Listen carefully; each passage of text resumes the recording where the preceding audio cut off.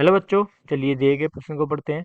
Minus का A का वर्ग B A C A B minus का बी का वर्ग C B A C B C minus C का वर्ग बराबर हमें लाना है 4 ए का वर्ग बी का वर्ग सी का वर्ग के। ठीक है, मुख्य अवधारणा देखते हैं। मुख्य अवधारणा, जैसा कि हमारा प्रश्न दिया गया है, ये सारणी का दिया हुआ प्रश्न है, तो हमें इसको बायां पक्ष से दायां पक्ष बराबर सिद्ध करना है। तो हमें बायां पक्ष को सिद्ध करके बाएं पक्ष को हल करके दाएं पक्ष लाना है। ठीक है, तो हम क्या कर सकते हैं इसमें? सबसे पहले अगर हम देखो, ध्यान से देखें तो बच्चों, यहाँ से ए कॉमन आ सकता है। कहाँ से? रो में से ए कॉमन आ जाएगा, इस वाली रो में से। ठीक है, नीचे वाली सेकंड रो से हम क्या कॉमन ले सकते हैं? बी कॉमन ले सकते हैं। ठीक है, और थर्ड वाली रो से क्या कॉमन ले सकते हैं? 3 कॉमन ले सकते हैं। ठीक है, तो इसको बेनिस्ट मान लेंगे। इसको ए बी सी, जो बेनिस्ट बचेगा तो हमारे पास अंदर क्या बचेगा? माइनस का ए बचेगा यहाँ पे, और यहाँ क्या बचेगा? बी बचेगा, और यहाँ पे क्या बचेगा? सी। इसी तरह नीचे क्या बचेगा? यहाँ पे बी, हमने यहाँ से बीच वाली लाइन से क्या कॉमन ले लिया? बी कॉमन लिया है। यहाँ पे ए बचेगा, यहाँ बी बचेगा माइनस का, और यहाँ बचेगा सी। ठीक है, और यहाँ पे क्या बचेगा? ए बचेगा, बी बचेगा, और यहाँ बचेगा माइनस का सी कॉमन। ठीक है, हम क्या करेंगे? हम ध्यान से देखें तो इसमें दोबारा से ए कॉमन आ सकता है। पूरे कॉलम में ए कॉमन ले सकते हैं। फर्स्ट कॉलम में ए कॉमन ले लेंगे। ठीक है, इस वाले इसमें ए कॉमन ले लेंगे। दूसरे बी वाले इसमें ए बी कॉमन आ जाएगा, लास्ट वाले में सी कॉमन आ जाएगा।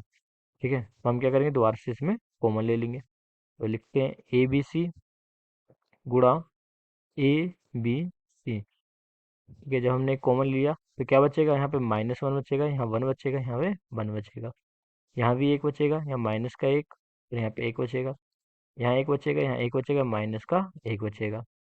ठीक है, अब हम क्या कर सकते हैं?